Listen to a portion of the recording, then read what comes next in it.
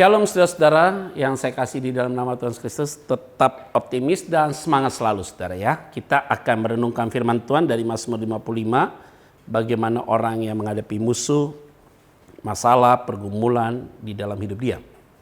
Nanti kita akan lihat poin-poin yang penting. Mari kita bersatu dalam doa. Tuhan, terima kasih firman-Mu pada hari ini akan memberikan pencerahan bagi kami, sehingga kami memberikan ruang gerak sebebas-bebas ya Tuhan berbicara bagi kami. Nyatakan hati-Mu bagi setiap kami.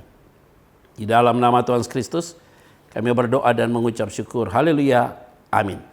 Saudara, kita akan buka di dalam Mazmur 55 saudara, itu di ayat yang ke-5, 6, 7. Kita mau lihat orang yang galau itu seperti apa ya saudara ya. Hatiku gelisah, Mazmur 55 ayat 5.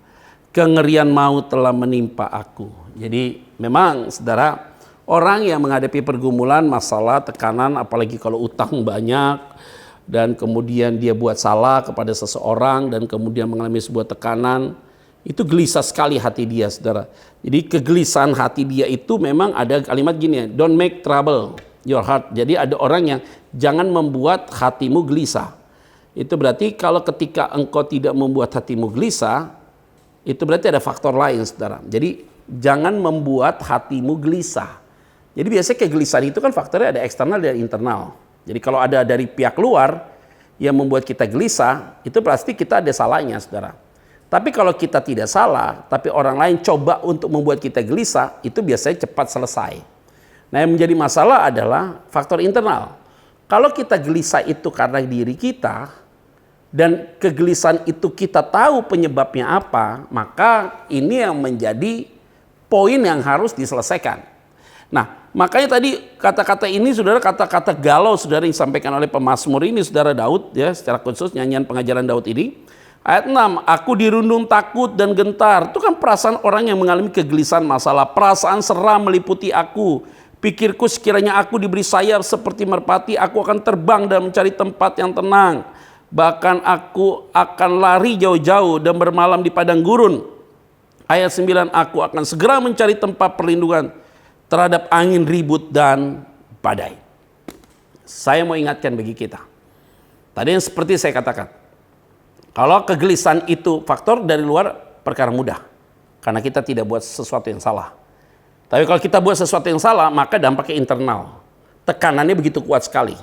Nah, kalau tekanan itu kuat, kamu mau sembunyi dimanapun, tetap tidak tenang. Mau tinggal di satu negara yang sepi, yang pemandangannya bagus seperti lukisan, tetap tidak tenang. Karena masalahnya adalah bukan masalah lokasi yang tenang membuat kamu tenang. Masalahnya adalah di dalam dirimu yang tidak tenang, yang itu yang jadi masalah. Maka harus penyelesaian sungguh-sungguh di dalam diri kita. Jadi kalau kita tahu penyebabnya apa, makanya kita bereskan itu. Ketika kita bereskan itu dengan tepat, detail, terbuka, saya yakin dan percaya, hidupmu pasti akan tenang. Kendati engkau tinggal di satu daerah yang tidak nyaman sekalipun, tetap tenang karena di dalam dirimu tenang. Nah, jadi intinya adalah dalam diri kita harus tenang dulu.